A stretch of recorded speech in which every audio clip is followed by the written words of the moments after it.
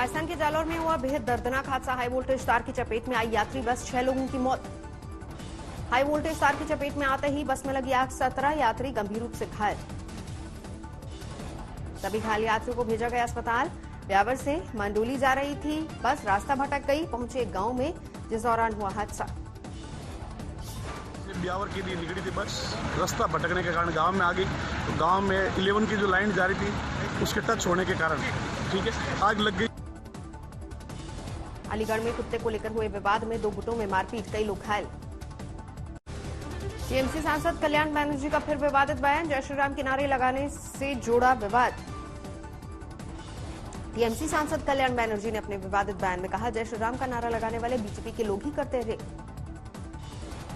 লোকজনরাই এরকম করছে, ওই মাথায় গেরুয়া ফেট্টি বাঁধছে আর জয় শ্রীরাম বলছে, গুন্ডামি, বদমাশি, বাঁদরামি, ধর্ষণ সব করছে, তাদের বিরুদ্ধে করছে।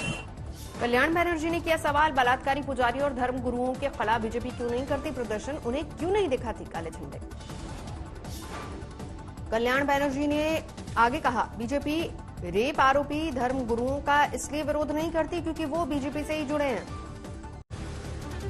मुंबई में राम मंदिर निर्माण और प्रचार के पोस्टर को फाड़े जाने पर हुआ विवाद, बीजेपी कार्यकर्ताओं ने हंगामा किया। मुंबई के बलाड इलाके में पुलिस रात के वक्त निकलवा रही थी राम मंदिर निर्माण से जुड़ा पोस्टर, एक शख्स ने मोबाइल से शूट कर किया वायरल।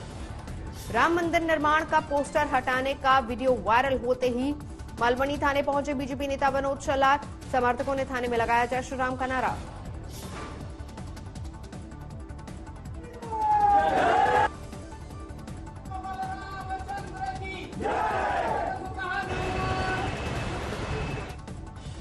हंगामे पर पुलिस ने दर्ज किया केस, लेकिन अभी तक किसी की गिरफ्तारी नहीं। बीजेपी नेताओं ने पुलिस पर केस की मांग की। आज देश भर में 8 नई ट्रेनों को हरी झंडी दिखाएंगे प्रधानमंत्री मोदी, सुबह 11 बजे वर्चुअल उद्घाटन का कार्यक्रम। 8 ट्रेनों को हरी झंडी दिखाने के साथ ही प्रधानमंत्री मोदी ने जनशताब्दी एक्सप्रेस की बोगी की तस्वीर ट्वीट की। केवड़िया अहमदाबाद के बीच चलेगी जनशताब्दी एक्सप्रेस। गुजरात की नर्मदा में प्रधानमंत्री मोदी आज एक रेलवे स्टेशन का करेंगे लोकार्पण, रंग बिरंगी रोशनी से सजा है स्टेशन।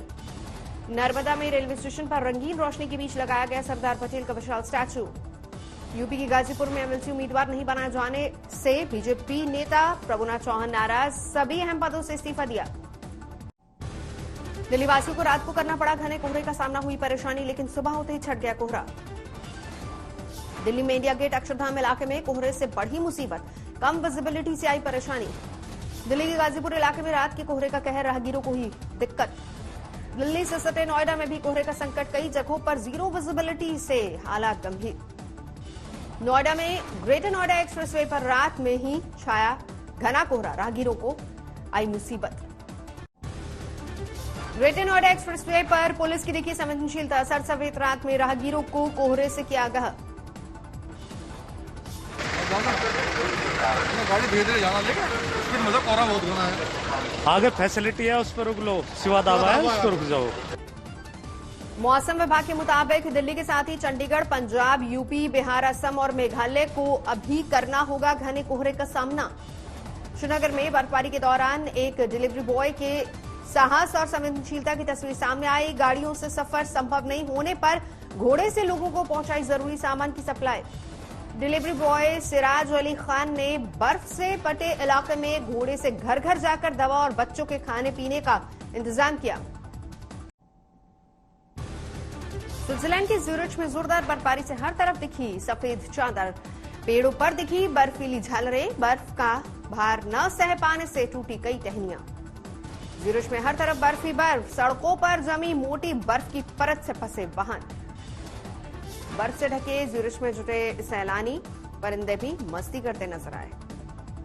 रूस की राजधानी में मॉस्को में भी जोरदार बर्फबारी, समूचे शहर में बिछी बर्फ की सफेद चादर। मॉस्को में सड़कों पर जमी बर्फ की मोटी परत हटाने का काम लगातार जारी, बर्फ हटाने के लिए मशीनों के साथ ही मैन पावर का भी इस्तेमाल। पेरिस में जोरदार बर्फबारी, मूसलाधार बर्फबारी का सैलानी उठा रहे लुत्फ। स्पेन की राजधानी मैड्रिड में भी हर तरफ बिछी है बर्फ की सफेद चादर। हवाई तस्वीरों में बर्फ से ढके मैड्रिड की दिखी सफेद रंगत। चीन के एक चिड़ियाघर में बर्फ में मौज मस्ती करता दिखा पांडा, सैलानियों का बना खास आकर्षण। इंडोनेशिया के ईस्ट जावा प्रांत में फटा ज्वालामुखी, घने काले धुएं का आसमान में ऊंचा उठता दिखा गुब्बार। इंडोनेशिया में भूकंप का कहर, 46 लोगों की गई जान, 400 घरों को पहुंची क्षति।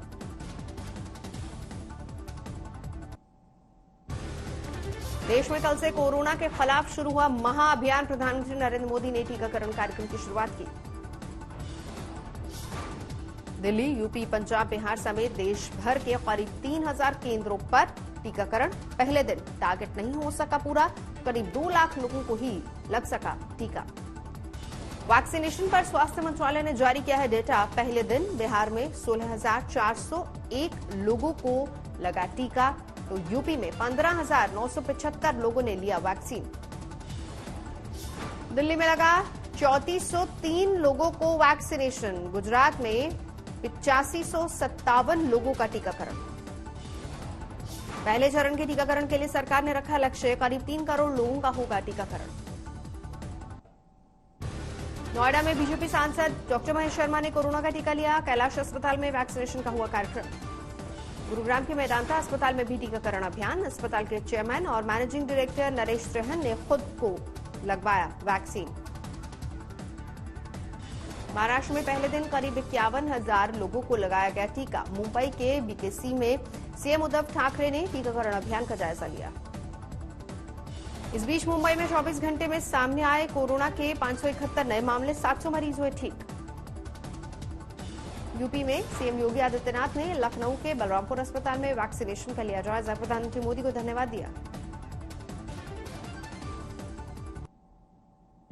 वैक्सीन पर अखिलेश यादव के बदले सुर। बीजेपी की वैक्सीन बताकर टीका नहीं लेने की बात करने वाले अखिलेश ने पूछा, गरीबों तक का पहुंचेगा वैक्सीन? कोरोना वैक्सीन पर समाजवादी पार्टी के सांसद शफीकुर रहमान बर्क का बेतुका बयान। कहा, कोरोना वैक्सीन में गड़बड़ी, इसे नहीं लगवाएं। टीकाकरण अभियान पर कांग्रेस सांसद मनीष तिवारी ने उठाया सवाल, पूछा, जब वैक्सीन सुरक्षित तो फिर किसी मंत्री ने क्यों नहीं लगवाया? वैक्सीन को लेकर कांग्रेस बटी। पंजाब के मुख्यमंत्री कैप्टन अमरिंदर सिंह बोले, वैक्सीन सेफ, डरने की जरूरत नहीं। राजस्थान के मुख्यमंत्री अशोक गहलोत, सरकार ने अलग से वैक्सीन प्रोग्राम किया लॉन्च, को वैक्सीन से बनाई दूरी। 18 जनवरी तक महाराष्ट्र में वैक्सीनेशन पर रोक। कोविन ऐप में तकनीकी खराबी की वजह से लिया गया फैसला। वाराणसी में डीएम की मौजूदगी में हुआ कोरोना वैक्सीन का टीकाकरण। जम्मू में सफाई कर्मियों को लगाई गई कोरोना वैक्सीन। उपराज्यपाल मनोज सिन्हा रहे साथ में मौजूद। दिल्ली के आरएमएल अस्पताल के डॉक्टर को वैक्सीन लेने में झिझके, कोविशील्ड वैक्सीन की मांग की। भारत बायोटेक का बड़ा ऐलान, वैक्सीन के साइड इफेक्ट्स पर मिलेगा मुआवजा। देश में स्टार्टअप की मदद के लिए प्रधानमंत्री नरेंद्र मोदी 1000 करोड़ रुपए के फंड का ऐलान किया। स्टार्टअप इंडिया सीड फंड दिया गया नाम। स्टार्टअप इंडिया इंटरनेशनल समिट में बोले प्रधानमंत्री नरेंद्र मोदी, कहा, भारत दुनिया के सबसे बड़े स्टार्टअप इकोसिस्टम में है एक। अब भारत एक ऐसा स्टार्टअप इकोसिस्टम बनाने का प्रयास कर रहा है जिसका आधार स्तंभ of the youth, by the youth, for the youth का मंत्र हो। चीन पाकिस्तान के सवाल पर आज तक के खास कार्यक्रम सीधी बात में बोले रक्षा मंत्री राजनाथ सिंह, 2-4 देश मिलकर लड़े तो भी दे देंगे मुंह तोड़ जवाब। जो भी होगा, किसी भी प्रकार का खतरा कहीं से भी होगा, उसका पूरी ताकत के साथ हमारे देश की सेना उसका मुकाबला करेगी और मुकाबला करने में चाइना के साथ कोई उसका मुंह तोड़ जवाब देने में सक्षम है। चीन के साथ गतिरोध पर लखनऊ में राजनाथ सिंह का बड़ा बयान। बोले, मोदी सरकार के स्टैंड से हर भारतीय का सर गर्व से ऊंचा हुआ। राजनाथ सिंह से नेपाल के विदेश मंत्री प्रदीप कुमार ग्यावली ने की मुलाकात। 3 दिन की यात्रा पर भारत आए हैं ग्यावली। कर्नाटक के दौरे पर गृहमंत्री अमित शाह शिवमोगा में भद्रावती रैपिड एक्शन फोर्स की रखी आधारशिला। कर्नाटक में कांग्रेस नेताओं के बयान पर अमित शाह का पलटवार। बोले, कांग्रेस नेता भ्रम न पैदा करें, राज्य सरकार पूरा करेगी कार्यकाल। जम्मू कश्मीर के बालाकोट और मेढर सेक्टर में पाकिस्तान ने तोड़ा सीजफायर, भारत का करारा जवाब।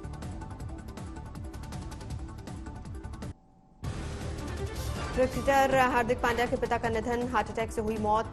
चार्टर प्लेन से घर पहुंचे पांड्या। यूपी के आजमगढ़ में 50,000 का इनामी बदमाश मुठभेड़ में घायल, पुलिस ने किया गिरफ्तार। ग्वालियर में 32 साल की महिला का शव मिलने से फैली सनसनी, अभी तक महिला की शिनाख्त नहीं। वडोदरा में वन विभाग की सराहनीय पहल, पतंग के मांझे से घायल होने वाले पक्षियों की सुरक्षा के लिए चलाया करुणा अभियान। कोरोना काल में घटे ताजमहल का दीदार करने वाले पर्यटक सैलानियों की संख्या में साल 2019 की तुलना में 76% सैलानियों की कमी देखी गई। इंदौर पुलिस ने 2 तस्करों को दबोचा, बाघ की खाल का कर रहे थे सौदा, आरोपियों से कछुए भी बरामद।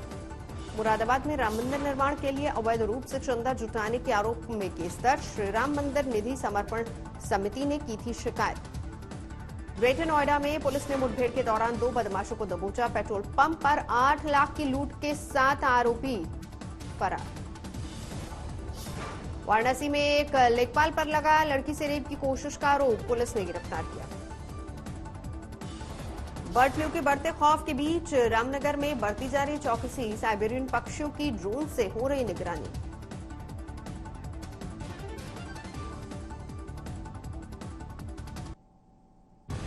अलीगढ़ में 2 गुटों में झड़प, एक पक्ष में गांव में मौजूद अंबेडकर की मूर्ति को किया क्षतिग्रस्त। बिजनौर में एक बर्थडे पार्टी के दौरान हार्श फायरिंग से मची भगदड़, युवक के पैर में लगी गोली, आरोपी गिरफ्तार। बैतूल में गोद ली हुई बेटी ने पिता को उतारा मौत के घाट, बॉयफ्रेंड के साथ घूमने से इनकार करने पर भड़का गुस्सा। रोहतास में एक गांव में हुई मारपीट का वीडियो वायरल, छत से गोली चलाता दिखा एक युवक। यूपी के हापुड़ में तमंचे से केक काटने का वीडियो वायरल, दोनों आरोपियों को पुलिस ने गिरफ्तार किया।